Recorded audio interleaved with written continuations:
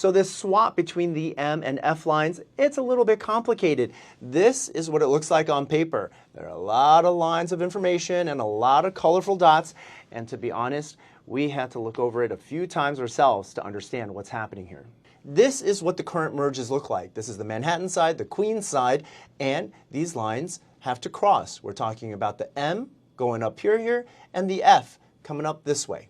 And here's the same map, but pushed in, and these bubbles highlight where the problems are.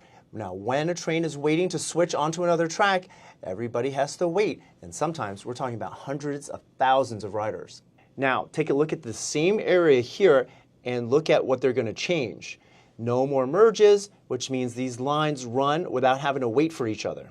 So let's drill down on the changes here. There are 8 stations in all that are affected by this, and it's on this map. On the EF, it's the 53rd Street station on over to Queens Plaza. And through the 63rd Street tunnel, these 4 stations are impacted from the 21st Street Queensbridge station on into Manhattan at 57th Street. It is going to be our first redesign of the subway network since 2017. For the biggest MTA service change since 2017, we wanted to know how many riders in the affected stations know it's coming. Do you know about the upcoming switch to the train service here? No. Not sure. Well, ready or not, December 8th is when the FM swap kicks in, changing the commute for many of the 1.2 million riders of the F, M, E, and R lines.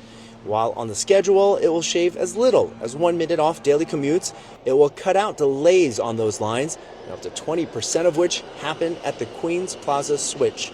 Transportation experts like the change since it also addresses overcrowding on the more jammed F line. Riders from Roosevelt Island, for instance, will find more seats on M trains during the rush hours. That would make a big difference for customer. I see people, in the morning, it is very busy.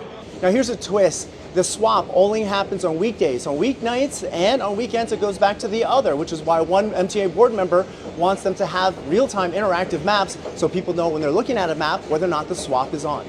Either way, be warned, the FM swap starts on December 8th.